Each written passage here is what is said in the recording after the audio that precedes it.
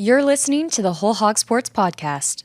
And now, here's your host, Matt Jones. Hey, welcome in. Arkansas split a midweek series with Arkansas State. And before we go too far into this, Bubba, Arkansas State, I just want to give them a lot of credit because that program is night and day difference, I feel like, from the old Arkansas State teams that we used to see come in there. They're the second year under Mike Silva, and he's totally transformed them. They don't look like what Arkansas State used to look like. They got SEC caliber hitters. Mm-hmm. I think they got better pitchers. The people who kind of know the sport, I've heard from the people who've said, watch for this guy for bigger jobs somewhere down the road. If you can win at Arkansas State in the Sun Belt, which is a good baseball conference, you're going to really get yourself noticed. I think people are noticing where Arkansas State was and where they are now. I'm not saying they're going to win the Sun Belt this year, go to the NCAA tournament or anything like that. I wouldn't be surprised if they did based on just the talent I think they have. But that's a tough league, and they don't get a ton of bids to the NCAA tournament every year. But just in terms of where they were 2 years ago when they came in here and they got run ruled 13-0, and the years before that when they came in and they weren't very competitive, I mean, they look like a totally different program. So hats off to Coach Silva and his staff and what they've been able to accomplish there. Yeah, you can tell a lot when a team comes in. The first thing I do is look at the roster. Just scroll down. I want to know who they've got, where they came from and all that. I noticed that there were multiple SEC guys that had transferred into Arkansas State. Never used to see that. They got from Miami, Florida, transfer in. Ohio State also had transfer from Ohio State, Mississippi State, OU. I mean, just guys from all over. And you used to not see that. But I know they upgraded the field. They got some money and they upgraded the field, and they've spent some money on the facility, making it nicer. So, and I think they're just going after a different type of player. And for what I do, when it comes to the youth baseball side and the showcase side, I always try to keep up with, okay, what kind of players are they recruiting?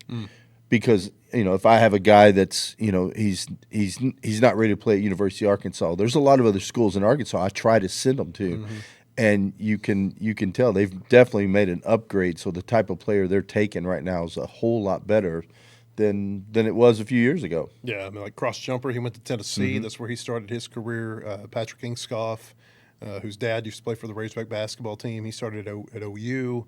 I mean, it's pretty impressive. Today's baseball podcast brought to you by H&R Tire and Auto. They're a third-generation family-owned business serving Northwest Arkansas since 1976. Just like great baseball programs, H&R is built on consistency, trust, and doing things the right way with no shortcuts and no gimmicks. This is two teams now in Arkansas that have really elevated their profile in the last handful of years. UALR or Little Rock under Chris Curry, and it was kind of interesting.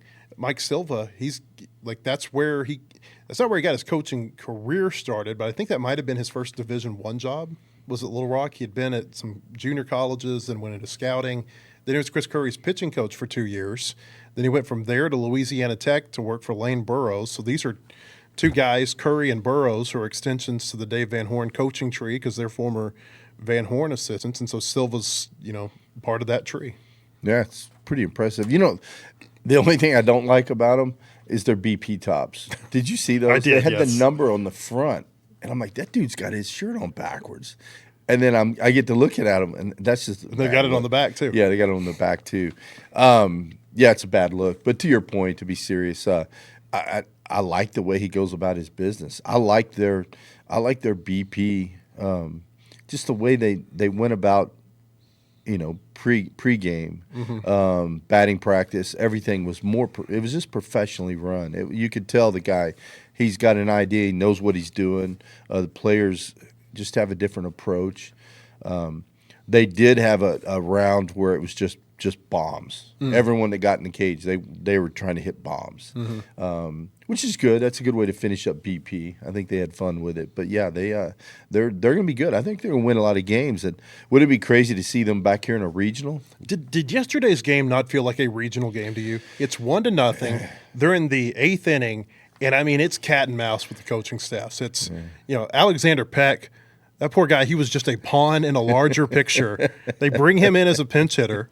So A-State counters with their right-hander. So Arkansas goes to their left-handed pinch hitter. Then there's a wild pitch or a pass ball or something, and so they walk the left-hander. And so A-State ends up winning the eighth inning war, so to speak. But man, it's 1-0. Yeah. And both of these teams, like for Arkansas State, you got a chance here to sweep Arkansas on their home field. And if you're Arkansas, you got to win this game. They pitched that game totally different than what you would see teams normally do on a Wednesday afternoon. I'm not going to say I was surprised to see Steele Eves and Parker Coyle come in and pitch the last however many innings they pitched, over 5 innings between the two of them. But like I thought that, going into this, you think about it kind of in terms of a developmental deal, a midweek series. You're going to try to get some guys some innings. And they got Luke Cornelison on the mound at the end of Tuesday.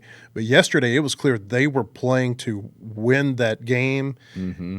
Like it wasn't about development. It was about we got to get out of this thing with a 1-1 series split. Well, you got this other team over here trying to get a sweep on the road at Baum. That was a fun atmosphere and a fun environment that they played in on Wednesday. So to your point, like if they come back here for a regional, I feel like maybe we've already seen a preview of what that might look like. Yeah, and how good were our pitchers yesterday? Kramer, Eves, Coyle. I mean, they were really good. Mm-hmm. And I asked Parker in the post game. I sent you the interview. If he felt like, and it sounds kind of corny, but did you feel like, giving up 12 runs the night before, like you felt like you had to kind of go out and avenge the pitching staff? And he's like, yeah. He said, you feel like you got to go out and making a statement, after giving up 12 the night before. And I thought they went out, phenomenal job. I thought there was a little bit of pressure, actually quite a bit of pressure on James to Kramer, and he didn't let it phase him. He went out and he was dealing. He was really good. Wish he wouldn't have been sick, so we might have seen him for a couple more innings. But I was really impressed with his stuff, and he shut that offense down. And I thought Payton Lee may end up still being their Tuesday starter the rest of the season. I don't know. He didn't pitch great on Tuesday when he got the opportunity. To Kramer, the way that he pitched yesterday, he's got starting experience at Oregon State. In fact, I think he started their regional game last year at Oregon State, maybe a super regional game too. Now that I think about it. Like maybe that's your Tuesday starter, and maybe depending on what happens on the weekend, maybe he's a guy that you look at on the weekend somewhere down the road. I think he's a weekend guy. That's weekend stuff. What he did yesterday, that looked like weekend stuff to me. Yeah. I think Payton Lee's going to be fine. The thing that I noticed about Payton on Tuesday was his go-to pitch has always been his slider. Mm-hmm. I've seen him pitch a couple times, and he can dot that slider down and away to the right-handed batters. He was leaving a lot of sliders up in the zone. They were getting hit hard. He was getting 2 strikes on them. Yeah, he'd hang a slider, and that's usually not him. And he didn't look like he had a feel for his changeup either. So, he left some pitches over the middle of the plate, and that's what happens. And then, kind of some other things we can talk about it later on. But yeah, I think Payton's still a guy that can get outs, and he's got the stuff.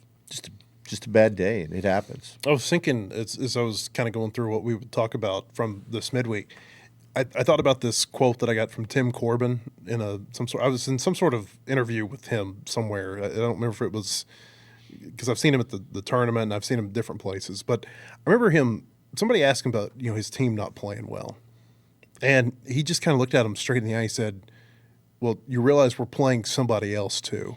And the gist of his answer was like they're trying to win the game as well.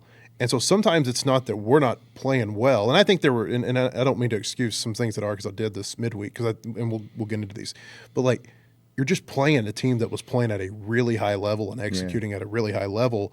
And again, that was kind of the big takeaway for me, or a big takeaway for me for this midweek was just the fact that Arkansas State, they came in here. They thought they could win. They did win, and they came so close to getting out of here with a 2-0 record. I couldn't be more impressed with how hard they played and just, again, how much that program has elevated itself. And I think that's a good thing for well, I mean, for a couple of things. Number one, for like the kids in Arkansas, and I'm not talking about the Razorbacks, like the kids you were talking about. You know, they may not be good enough to play at the SEC level, but here you got a program that's playing at a high level in Jonesboro. You got a program that's playing at a high level now in Little Rock, and so there's more opportunities to play quality baseball. I feel like when that's happening, but then I think for the Razorbacks, like I think they got better this midweek, Bubba. Like by being challenged like they did against Arkansas State. Like I think they got a lot better being in a 1-0 game yesterday when like half the team is sick, and they just got to find a way to really gut it out and come out with one more run than the other team, and that's what they did. Like if you get that kind of competition in the midweek from Arkansas State and Little Rock, they weren't getting that 2 or 3 years ago from these in-state teams that they schedule for convenience. That's good for them moving down the road because it's going to help them get better for their weekend series. I said that on the air before the game on Tuesday. I told Phil, I said, you know, Tuesday, Wednesday games are different now. I started doing the radio in 2018, and, you know, we'd go out there and just spank people. It felt like it wasn't really competitive baseball. But now with the shortened draft, you know, you've got your transfer guys, you've got your grad guys. There's so many good players everywhere. I mean, there's good players at all your mid-major schools. I mean, you look around and there's no better time to be a college baseball fan because everywhere you look, there's talent. And we saw it this weekend. But I looked at the roster and I told Phil, I said, hey, you know, one of my keys to the game is don't overlook these guys because they're going to be good. And when they come into Baum Walker, they come in there and they want to win. They play at a different level. Teams play at a different level when they come in to Baum Walker. I agree with that. I don't really think they got overlooked Tuesday. I just think they were the better team. Right. Arkansas State was. Yeah. I mean, because it wasn't like one of those games where you hit 2 or 3 batters and you walk 5. It was just hit after hit after hit after hit for those guys. And like you said with Payton Lee, it was a lot of hits and pitchers counts where, you know, it's a good at bat by the hitter. You know, what stood out to me was their ability to foul off 2-strike pitches. I thought they did a phenomenal job, talking about Arkansas State, fouling off two-strike pitches. Like even when Payton made a good pitch, maybe just off the plate or right on the edge, they would just foul it off. And there's a knack to that. And, you know, they're standing right on top of the plate. They're daring him to come in. It was impressive. And you foul off that pitcher's pitch, you're going to get a pitch to hit eventually. You know, and when they got one, they didn't miss it. And the wind was blowing out, but even I looked at the exit velos on everything that went over the thought there might have been one wind-aided home run. Maybe, just slightly. It would have still been a double. Yeah. But they hit the ball hard. Yeah, I mean, they really did. And I just thought they did a good job battling at the plate. And that's the key. Boy, if you can stay alive at the plate and just foul off that pitcher's pitch and live to get another pitch, that pitcher's going to make a mistake eventually. And the wind was blowing out for Arkansas, too. They weren't able to, you know, so I mean, that should tell you something.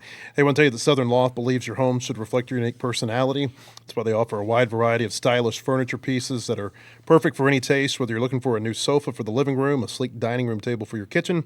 They've got just what you need. When you're looking for that piece of furniture that reflects you, visit Southern Loft at 3155 North College Avenue in Fayetteville or call 479-856-6100. All right, let's talk about the offense because Dave Van Horn, he used the word concern after the press conference or during the press conference after the game yesterday. He said it's a concern for him right now what's happening offensively. What are you seeing? Like why? Because I came out of the Xavier series thinking, okay, things are picking up. And then you have the Arkansas State series, and it didn't look very good for a couple of days at the plate. What are you seeing there? And how much of that, too, is attributable, if at all, to the fact that the lineup is not complete right now in terms of Damian Ruiz is out with a calf injury and Camden Kozel. He played on Tuesday. I think he played sick. Yeah. And then certainly he wasn't well enough to go yesterday. Is that attributable to that what you saw in the midweek? I mean, it could be a little bit, Matt, but we've got enough depth on the roster. There should be enough guys to step up and go out there and get it done. I know we've got guys that can play that are sitting on the bench. I think the thing that frustrates me the most And I talked a little bit about it on the air with Phil. Is that we didn't make an adjustment. You look at every arm they threw. Basically, was a sinker slider guy, and we just didn't make the adjustment. At one point, out of 15 batters, we hit 14 balls. We either struck out or hit ground balls. 15 batters in a row. Nothing got out of the infield. And this was on Tuesday. Yeah, it's just not making an adjustment. And as a hitter, hitting's hard. But you've got to be able to make that adjustment. And, like Cahillo, they're pounding him in. And, on Tuesday, he hit 2 first pitch balls right at the first baseman. One he hit hard. I think it was 105, but it was just a chopper in the ground. Next one was like a little soft liner. But they're pounding you in. And, my approach to hitting a two-seam fastball, it's not hard to hit. You cut the plate in half. He's trying to run that two-seam fastball in on you. You can do 2 things. You got the width of a baseball, all right? You can scoot off the plate the width of a baseball. He thinks he's throwing his pitch. He's throwing your pitch. And you pull that ball. When you're trying to get inside the ball, you're going to get jammed because that ball's chasing you, so you're getting all caught up in here. If I was standing up, I'd show you exactly what I'm talking about. But when you get caught up in here, you're going to hit a ground ball. And that's what that pitcher's trying to get you to do. And I don't think we made an adjustment. I think we swung at his pitch down and in. Face a two-seam guy, you got to hunt that ball up, hunt it above the belt, and when it runs in, hit it in the hog pen if you're a right-handed batter. If you're a lefty, stay on the ball, drive it to left center. Lefties should rake righties that are two-seam guys, fastball slider guys. And then on the flip side of that, if you're looking for that, you got to take the slider away and not swing at it. And I just felt like we were kind of caught in between. We were a little bit late on the two-seam fastball, which was forcing us to hit ground balls, and then when we get a slider, we'd pull off of it a little bit, hit it off the end. Just kind of a bad place to be as a hitter, and I just feel like we didn't make the adjustment. And I'm not knocking the hitters. Well, I guess I am criticizing the hitters. I'm not criticizing Nate or Bobby. I know our approach. I know what they're trying to get our hitters to do. They just have to go out and execute. And I just didn't feel like we did it. And like I said, almost every pitcher kind of morphed into the same dude, sinker slider guy. When I'd look at the pitcher's chart, it was fastball slider. And so I think we have to do a better job. Now, the guy Tuesday was throwing like 85, 86 from sidearm delivery. He was tough. And they don't see that. I mean, think about it. No one in our lineup has seen that all fall or spring because none of our pitchers throw that way. Mid-80s fastball with a lot of sink on it. Part of it's gravity, part of it's sink. And then a little slider that he was flipping up there. It's kind of don't even really want to call it a sweeper. It was just kind of a little slider slurve thing. We don't see that, and we probably don't work on it a whole lot. So the good news is when we get to the SEC, we don't have to worry about that. Now, if we see them in a regional, we'll have to figure it out. But you know what I mean? When we get into SEC ball, there's not that many two-seam guys. Not like a sink. Look at our staff. We have Steele Eves, sinker slider guy. From the left-handed side, we got Colin Fisher, nasty sinker. And he's got a bunch of other stuff to go with it. But you don't really see a whole lot of that when you get into the SEC. It's more your carry guys. And if you look at the MLB, now you're seeing a lot more guys still using carry at the top of the zone. But now they're also pitching down at the bottom of the zone because guys have learned to catch up to this pitch. So I think it's just the ability to make an adjustment. That was a really long answer, so I apologize. This might be an overly simplistic question. Do sinker guys, because you mentioned Fisher and Eves, those are 2 of the best that Arkansas has right now. Do they have more success early in the year? Is it harder to hit that pitch early in the season for any reason? Yeah, I think pitchers are still ahead of hitters. But look at those guys. Look at Colin Fisher's successful because he locates the ball. The Arkansas State guys, they did a good job of locating, but we swung at their pitch. If you give him time, he'll make a mistake, and we didn't do that, in my opinion. But you're hitting your spots down there. It's a tough. It's a two-seamer down in the zone is designed to get an out. If you swing at it, it's hard to not roll over it. That's why you have to let him make a mistake up. Very few guys are going to spot 3 in a row down there. They are going to make a mistake on you, and when they do, you got to be ready for it. Did you think they were pressing during Tuesday's game? Because they got behind by so much so early that it felt like – and I think Dave Van Horn even said this on the pregame show yesterday. He said it was like we had guys trying to hit a 3-run home run with nobody on base. Yep, absolutely. And it's these guys, they're competitors, so they're going out there. They don't like to score. They don't like getting beat at home like that. And I think they're trying to do too much. I really do. And I don't even like that phrase, trying to do too much. But I think they were. I think they're overswinging. Everyone's trying to hit that home run. I think to feel the ball, the wind's blowing out a little bit. Everyone's trying to be the guy that hits that ball over the fence to kind of change the momentum, and you could kind of see it. Solo home run can't beat you. Or it typically doesn't beat you, right? It's not going to beat you. No. And you got to have a lot of walks and string stuff together. And I saw guys that had they just gone up there and stayed in the zone, they would have walked. Mm-hmm. Never know. You get to draw a couple of walks, then you hit a 3-run homer, things are different. And honestly, well, we'll talk about the mistakes here in a little bit, but there were some mistakes we made on the bases that could have been a big influence on that game because it could have totally changed things early. More so than, I mean, I'm sure you're referencing Carson Willis. Was there others that you saw? Well, Carson, yeah, but if you look at that, I didn't see a replay, but Reese Robinette didn't steal. It's 3-2, full count. You're a runner, bases loaded. If you're a runner at second, you've got a break on the pitch. You're stealing, and he didn't. He shuffled. That's why usually he would have scored on that. Mm-hmm. If he's got his lead at second and he breaks and steals, the ball hit to left. He scores on that, but he wasn't even close. Was this the play yesterday where he collided with the shortstop? No, or is this a different one? This was when Carson got thrown out at third. Okay. I see Yeah, same play. Now, Carson should not get thrown out at third there. Yeah. What was the score at the time? 6-1, 6-2. You don't make the third out at third with Nolan Souza coming up. Souza swinging it really well. But we would have had the run scored had Reese it's just a mental thing. And it's early and, I mean, maybe A-State just hit for a while. Maybe mentally weren't. I don't know. Yeah. But, I mean, that's something what you're saying is Robinette would have still scored even though Willis got thrown out had he been moving. So it would have been 6-3. I got you. Yeah. But Carson can't get thrown out there. You can't make that. I'm one of my golden rules, and it's baseball golden rule. Don't make the first or third out at third, especially the third out at third when you got one of your best hitters coming up, and especially on a ball hit to the left. Yeah, left field. Yeah. I mean, so there were some things that went wrong there. Like I would think you could live with it. You could live with it if that right fielder picks up that ball and makes a perfect throw to third.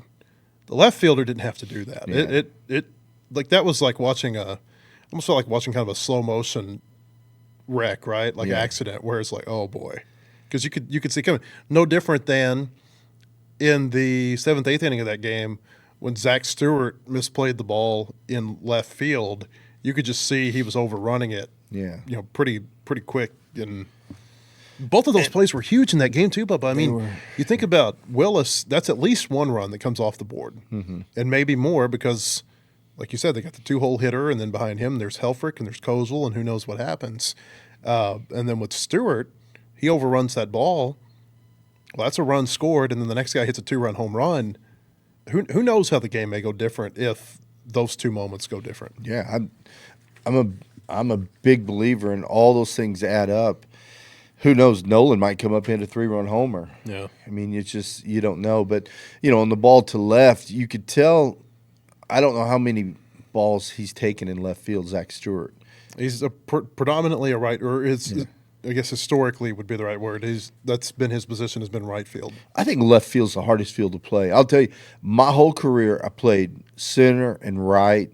Even here at Arkansas, I played first and right. Mm-hmm. So I was on that side of the field. Right. Get into pro ball, I play center and right, even a little bit of first base, but everything is on that side of the field. I get called up to the big leagues. My first day in the big leagues in left field.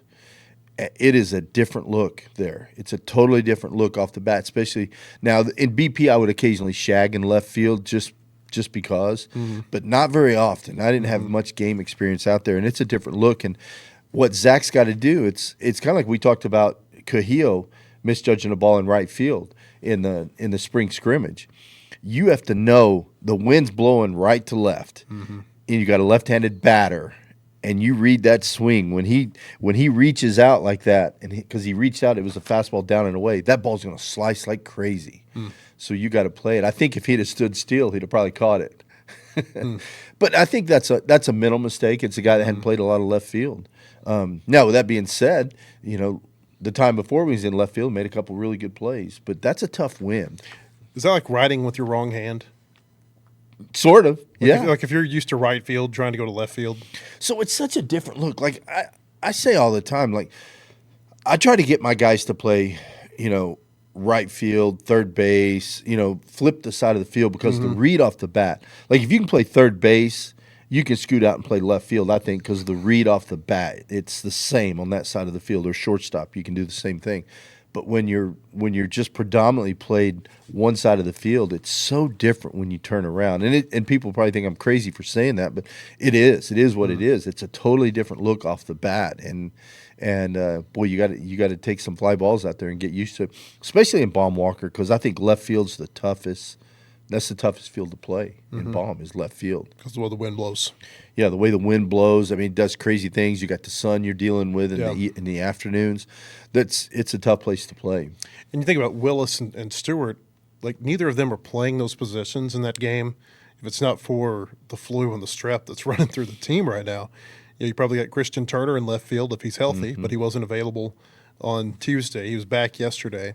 In your DH, I mean, that might be Zach Stewart in that situation instead of Carson Willis. And, who knows if the at-bat goes the same. But it's just kind of interesting that, like, those were two players. And it kind of magnified, or I thought at least highlighted, what's going on with this team right now in terms of just, like, they're down a lot of bodies. Yeah, and I felt bad for Carson Willis. He's played high-level baseball for years. This is the first time he's ever played in a game at Arkansas. Yeah, he knows not to do that, but he's just trying to – that's a young player – trying to do too much. Back to your original point. So feel bad for him because he knows. I bet you as soon as he rounded second heading for third, he knew, oh, wow, what am I doing? Yeah. We've actually, our photographer who was out there that day, Hank Layton, got a great picture of like him sliding toward third, and you can see the ball going past him. And there's kind of a look on his face like, oh, no. This that's a long walk back to the dugout, especially when you have to walk by DVH. When it's the last out. Yep. Yeah. And I think he got a little bit of an earful when he came back in the dugout. Have you ever seen anything like this in terms of like an illness running through a team? Dave Van Horn said that he said in all of his years here, he's never experienced anything like this. And this isn't like a 24-hour bug either. This is the flu, and this is strep throat that they're dealing with. I mean, these are like two 5-star illnesses, like first ballot Hall of Fame and the being sick Hall of Fame. That's what you're dealing with here. A couple of things that, not only like you get it and it makes you feel really bad for several days, but then it takes you a little while to get over it. Yeah, you think about it. Like back in the day, we didn't have this fancy clubhouse, the Hunt Center, to hang out in. I wonder if it would have spread that much because we dressed up at the Boros Center, and then we would come down to the field. So we didn't have a clubhouse or anything. These guys hang out together all the time. So if one guy gets it, they're going to get it. Well, they all live with each other, too. After the cameras had turned off yesterday, because, Parker Coyle, he ends the press conference by saying, we just need to wash our hands and stay away from each other. And the camera goes off, and he stood up, and I said, that's kind of easier said than done when you all live with each other, right? And it's like, yeah. And Still Eve said, my two roommates have strep throat right now. And it just kind of hammered home the fact that, it's there really is no getting away from it, I feel like, if you're on the team. You got to hope you don't get it or hope you get over it fast if you do and it doesn't affect you too much. But you know what? It's better to have it happen in February. Yeah. What if it happened in June? North Carolina State at the World Series? Yeah, absolutely. Let's get it out of the way right now. Hope it didn't have anything to do with the armadillo. Armadillo strep. Yeah. Armadillo flu. There's bird flu, and there's I don't know. There's no armadillo flu. I think we're safe there. Nolan Souza got in the field during this Arkansas State series. Played third for a game, played second for a game. I think he had an error at both. Didn't he? A throwing error at third and then a fielding error at second. What did you see from him? I thought he looked good. Thought he came in, fielded the ball really good. Thought he made a couple good plays. The throwing error, I think you can attribute that to the arm still, I think. Because he kind of dove to his left, got up. He actually had a little more time than he thought, but he threw from underneath. And, just I don't know if he babied the throw a little bit. But I think that's just him still getting his confidence in his shoulder back. Now, the one at second yesterday, I didn't like the angle he took to the ball, and I love Nolan Souza. I don't think he could have gotten around that ball, created a better angle, which would made an easier play. But he's charging it, come up on him. It happens. Mm-hmm. But yeah, I thought he looked good. I mean, he's athletic; he can play anywhere. So. I don't see anything into those two errors. I don't read anything into them. Yeah, it's good to see him in the field. Just to just kind of I was talking to him about something. It's been several weeks ago, and it was like it may have just been playing his first game, and it was like, and he said something like like everything right now is kind of an achievement or a milestone or a stepping stone or something in the rehab back from shoulder surgery. It's like every time you get to, okay, this is my first time since. That's a big deal. I think when you're coming off something like that. And you can look at like a Dietz or a Cooper Dossett. Yeah. Coming back from injury, they haven't seen the field in a long time. They're out there and they're so hyped up. Same with Nolan. He's out there. He's trying to learn how to throw again. Now I've never torn a labrum. But, I had a high school kid once, and he had a really hard time coming back just from the throwing part of it because he was afraid to cut it loose again. He hurt it in football, actually. Mm-hmm. But yeah, I think once that arm gets back, it'll be interesting to see what Dave ends up doing, and if I think if people aren't hitting on the left side of the infield, I think you're going to see Nolan somewhere over there. Reminder, our baseball podcast sponsored by H&R Tire and Auto, local shop, been family-owned for 3 generations. They built a reputation on taking care of customers the right way. That kind of longevity doesn't happen by accident. Am I crazy? Did Micah New seem like he took a little bit of a step forward in the midweek? I think he had a couple of multi-hit games, had a couple of RBI on Tuesday. I thought he was going to be, with Helfrick, kind of the centerpiece of this lineup. And, I think where you've seen him hit, whether it be first or cleanup or wherever it's been, is an indication of what they think that bat can do. What have you seen from him? Because he's one, they need to get everybody going, but he's one I think especially, like they got to get that bat going to be able to reach their potential offensively. I think so. I think he's a big piece of the lineup. I liked the at-bat on Tuesday. Had a fastball running in. It was a 2-seam fastball up, and he pulled his hands in, hit a bomb to left field. You know what I like? I like the hustle double. I still think about the hustle double he got where he popped up in front of home plate. Against Xavier. Against Xavier and got a double. That's the second shortest double in Razorback history. Yesterday, hits ball to third. Mm-hmm. Beats the throw from a pretty good throw from third base. Yeah, and I think I said on the broadcast, there's only a couple of guys that beat that out. I mean, he was flying down the line. So that speed is so valuable. It looked like to me he's slowed things down a little bit. He's a fast twitch guy, so he's got a lot of movement going on. Those guys tend to be streaky hitters.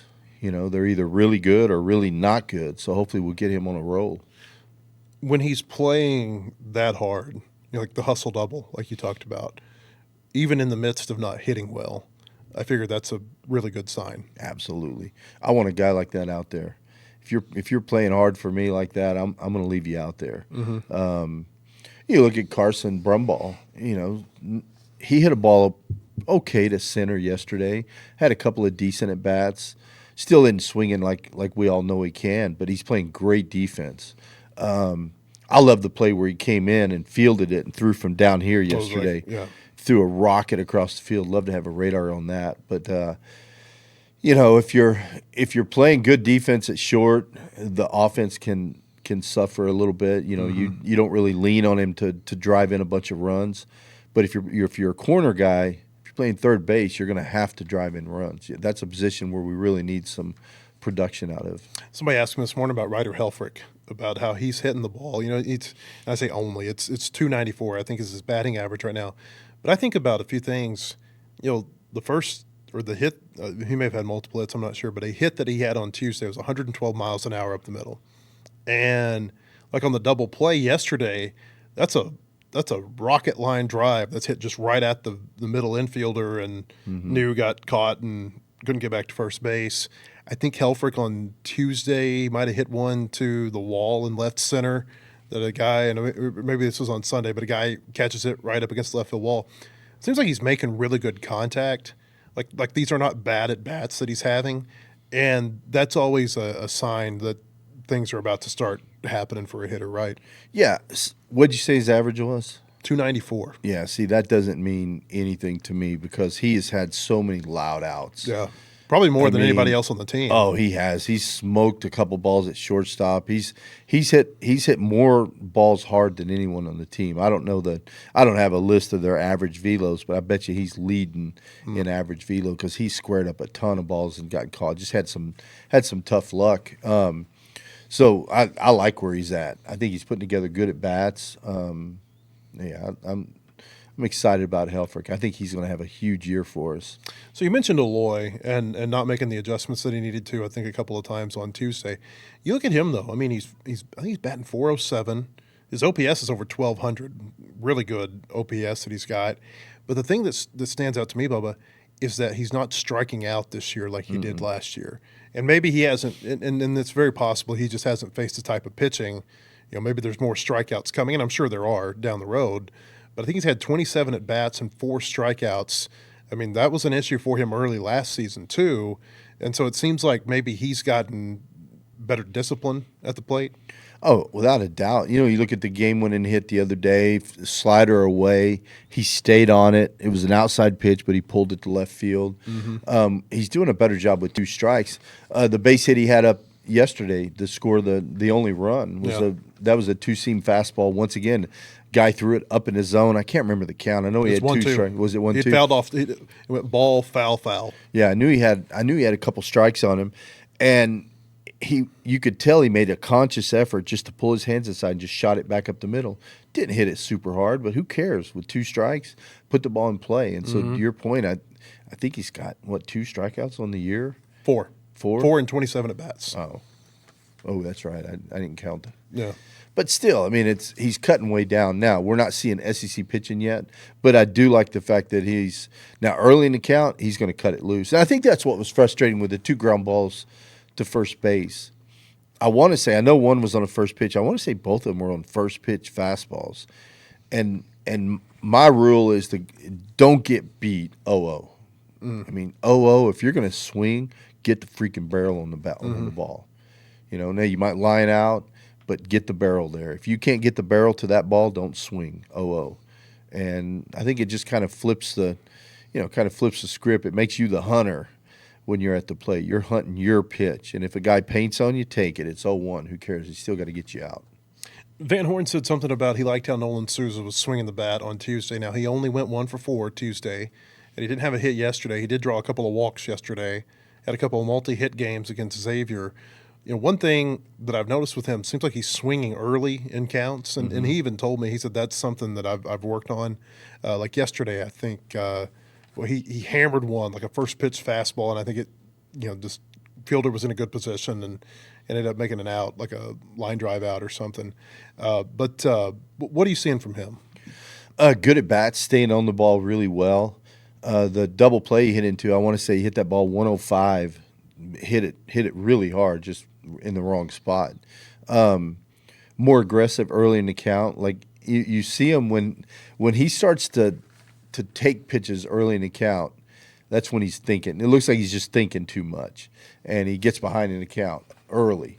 And I see him right now, when he gets a pitch early in the count, he's cutting it loose. And so he just looks more confident. And him and I talked after during the Xavier series, he said he made a little bit of adjustment that really helped his timing. And you can see it right now. He looks way more comfortable. They sat Brumbaugh Tuesday. Dave does this. He said, I'll sit him on the side. I want him to see the game from just a different angle for a game or two. Pompey, not hitting the ball well. I mean, it seems like it would. I guess this isn't really a question. This is just me saying it wouldn't surprise me if maybe that's in his future, especially since we saw Souza play third the other day. What are you seeing with Pompey? Because it seems like he's kind of the one I was thinking about whenever you were talking earlier about just not being able to lay off those sliders that are down and away. That seems like that's the pitch that's just eating him alive right now. Yeah, I think he's just expanding the zone, and once again, it's a guy that's just, he's you get here and you're on a new team, and Phil asked me about pressure. I think the pressure is more in the fall when you first come in. Everyone's trying to learn who you are. Oh, he's a transfer from Texas Tech. I think that's where you kind of feel your way through it, and then when the season starts, I don't think there's that kind of pressure. But I think you look at the scoreboard and you're like, oh, I'm hitting, under 200. I got to have a hit here. And it goes back to that whole thing of trying to hunt hits. And I think he's just expanding the zone. I mean, he's swinging at sliders that are off the plate, early in the count. When he does get a fastball, he's late on it, so he's kind of caught in between. And that, once again, as a hitter, that's a bad place to be. And he really looks frustrated at the plate. Now, he did hit a ball 110 off the right field fence on Tuesday. And I'm thinking, yes, because that's what he's capable of. He's got bat speed. But it just looks like to now he's a little caught in between, and so the bat speed's not there. It's almost like he's waving at pitches instead of staying behind the ball and driving it. You talked the other day about when you're slumping and you look up on the scoreboard and you see your batting average and you don't want to see it. Did you? I don't know if you noticed this. Like they were having trouble with the batting averages on the scoreboard this week at Baum for these two series. Like at first, Arkansas State, I actually got kind of panicked at first because on Tuesday they had all these batting averages for A-State up there. And I'm like, well, that does not match with what I wrote about. Did I look at the wrong season of batting stats or something? So they're having trouble. Then yesterday, when the game started, I don't know if you noticed, but the top of the first, when A-State came to bat, everybody's average was 0. I saw that, yeah. So, I don't know if that was like mind games trying to. I don't know. No, I know it wasn't. But they're having a lot of computer problems upstairs this week. I want to go back to talk about the one hitter. I'm surprised we haven't talked more about this. It's 2 1-hitters in 3 games. I looked this up yesterday. That's never happened during the Van Horn era, that there have been 2 1-hitters in 3 games, which probably isn't that surprising. I mean, it's not like you got one-hitters don't really grow on trees, right? Right. But this is the 3rd time in his career that they've had multiple one-hitters in the same season. But 2 in 3 games, that's pretty incredible, especially when, what was it, like a 14-hitter in between? I mean, to be able to bounce back from what happened on Tuesday the way they did, it seemed like Parker Coyle told you, it really motivated them and made them want to come out and kind of atone for what had happened. Well, Corey Stewart, is that the guy that you always talk about that puts sometimes stats? Stu Hogg. Yeah. Stu Hogg, okay. He said under DVH, 8 different teams have thrown a one-hitter in which they also gave up 3 or fewer free passes. Prior to this season, all but one of those teams made it to Omaha. So there you go. So well, you look at that just popped up but while I was waiting on you to get here. But yeah, I think the one hitter and look at the one hits. Both of them could have easily been outs. Could have been no hitters. The ball that Colin Fisher, he kind of turned around and hit off his butt. I don't know. He should have just let it go and let the infield or maybe catch it. And then yesterday, the ball that Brumbaugh dove for glanced off his glove. He was playing more to pull in the hole. Those could have been easily no hitters. Yeah. But it's impressive. And what I like is after Tuesday's game, the way the staff responded. And I think that's what teams have to do. If the lineup's scuffling a little bit to score runs, pitchers need to step up and do their thing. If the pitchers are struggling, hitters got to step up and take care of the pitchers. It works both ways. They're supposed to have all 3 pitchers in the media room last night, and of course DeCrimmer's not feeling well, so he didn't come in. So I asked the other 2 about him, and they didn't like they had a lot of really good things to say about him and about.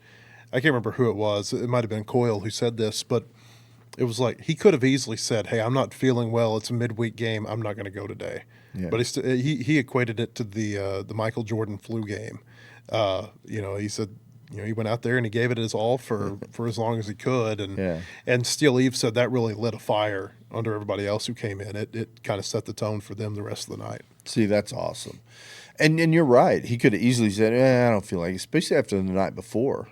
Would you pitch with the flu? Like, would you play baseball with the flu?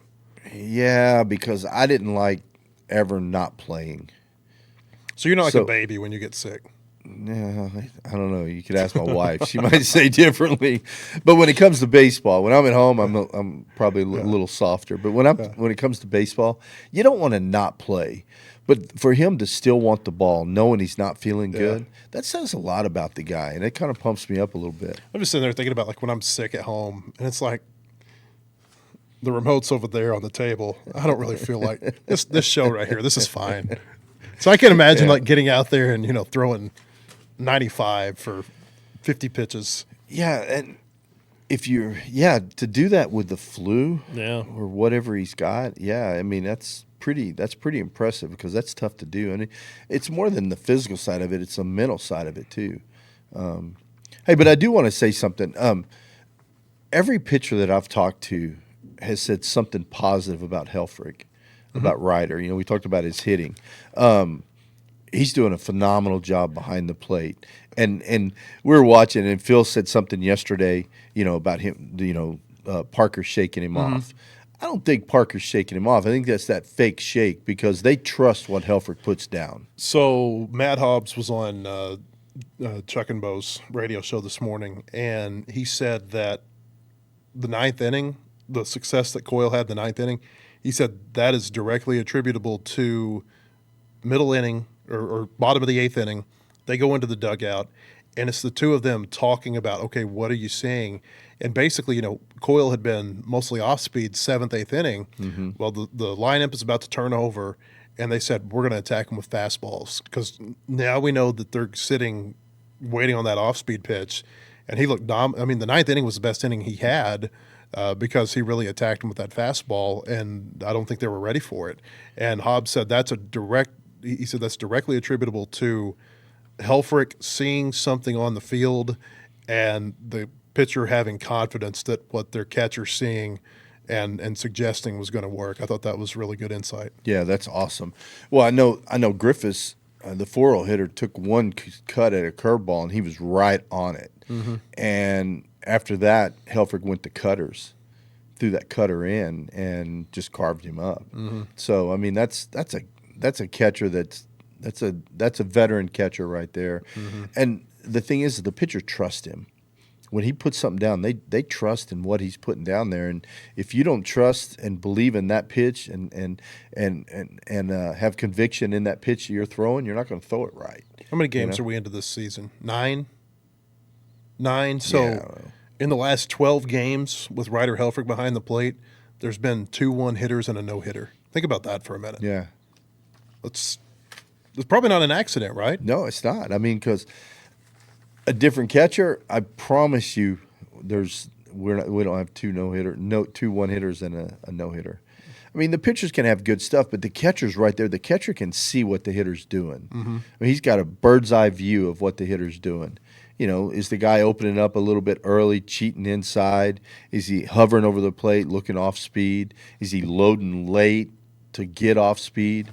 I mean, there's so many things a catcher can see that, maybe other people don't see. And so I just think it's awesome. And I don't think catchers get enough credit for that. And I don't know how many SEC catchers actually called their own game. I'd be interested to know that too. Like how many? Because there's a lot of coaches in the SEC, head coaches who are also pitching coaches. Like Butch Thompson and Wes Johnson, and I know there's others too. I think Schlossnagle was a pitching coach. I think that was where he cut his teeth. That they may not want to give up that control. It feels.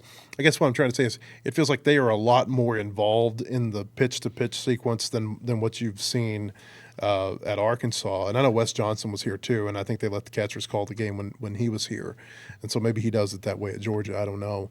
But I would be interested to know what that looks like in the SEC elsewhere. I would too. And when I played, Matt, catchers fall into a rut. And so as a left-handed hitter, they would call similar pitches to left-handed hitters. And so you kind of have a pretty good idea, okay, this is what this guy calls in this situation with a left-handed batter up. I don't see that with Helfrick. I don't see him. He doesn't fall into a pattern like a lot of guys are guilty of doing. And I think that's a special talent. Real quick, let's look ahead. UT Arlington comes in here this weekend. The record's not impressive. It's 2-6. They're going to start a right-hander named Kalen Digert on Friday. He's got a 1.8 ERA, a 1.6 WHIP. On Saturday, they're going to throw a right-hander named Dylan Schofield. He's got an ERA of about 6.5, a WHIP over 1.5. You look at the numbers, and it's like these are pitchers that you ought to be able to hit if you're Arkansas. But you go back to what's the health of the team. Is Camden Kozel going to be able to play? There was some doubt yesterday about that. Does Damian Ruiz come back? If he does, is there rust there? That's going to be pretty interesting. One thing I think about this series is if you're Arkansas and you got all this stuff going on, you're probably a lot happier that UT Arlington's coming in this weekend instead of Xavier. Yeah. Because I have a feeling if they were playing Xavier this weekend, it may not go the way that it went last weekend, at least in terms of sweeping them. Well, and just look, going back to Tuesday, look at all the teams that lost on Tuesday. The top 10 teams. LSU lost to McNeese. 5 top 10 teams lost, I think. I know 4 top 6 teams lost to unranked in-state opponents at home. Yeah. It was LSU lost to McNeese, UCLA lost to San Diego State, Georgia Tech lost to Georgia State, and Arkansas lost to Arkansas State. It's a crazy game. So, with them coming to town, on paper, it's hard to tell. It's early in the season, but man, we know how the game is. Anything can happen. So I just hope guys are healthy. I'd be really surprised if Kozel's not back because that's just how Kozel is. If he can walk, he's going to try to play. Yeah. Well, they said that they knew he must be really bad whenever he didn't play yesterday. Arkansas is going to go Gackle, Dietz, and Fisher again. Dave Van Horn didn't really understand my question at first yesterday. Did you hear this? I asked him, I said, what's it like having Colin Fisher on or what does he give you on Sunday? And he said, well, he gives you the same thing on Sunday that he'd give me on Friday. And I had to go back and clarify. No, like what's it mean for you to have a pitcher like that on Sunday? Because and he said this, and I kind of had the same view. Is like Sunday's the most important day of the weekend. You're either up 2-0, it's 1-1, or you're about to get swept. And you need to have a good game regardless of what that situation is. And so to have your best pitcher, at least statistically right now, Fisher, I feel like that's a pretty big deal. But he would give you the same thing on Friday. Yeah. Do you sometimes feel like a little kid in a classroom that you just ask a question and the teacher's totally like? I only feel that way. I only feel that way when I haven't heard like because sometimes and I'll have my computer in my lap like I do right here. A lot of times I'm trying to finish a game story, so I might miss something that's said like in the opening statement or something. Uh-huh. And I'm not as bad about this anymore, but still sometimes happen. And so you might ask something a little bit later. Well, like I said earlier, and then that one's like, okay, man, I need to listen better.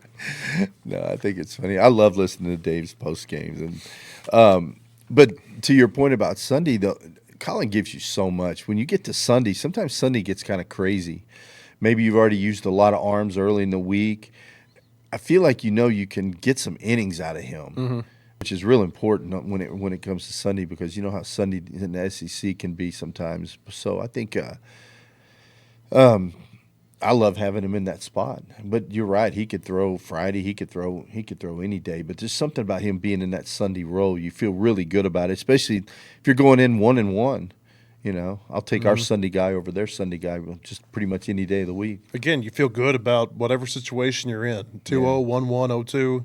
You feel like it's got the chance to go your way because it's just hard to find that quality of a pitcher on a Sunday, and Arkansas's got it right now. And he's so consistent. He's got 4 pitches he can throw for strikes.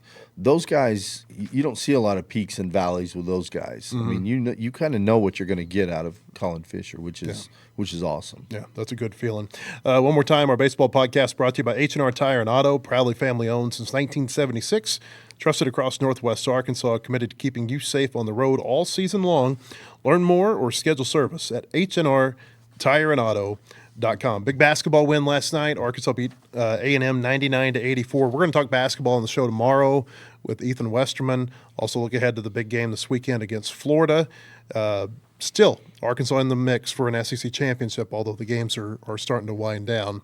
And the Gators could come close to sweeping. Or not sweeping, I'm in baseball mode here. They could come close to clinching the SEC championship on Saturday in Gainesville. We'll see if Arkansas can keep them from doing that. Hope to see you there or at our website, wholehogsports.com. Have a great day.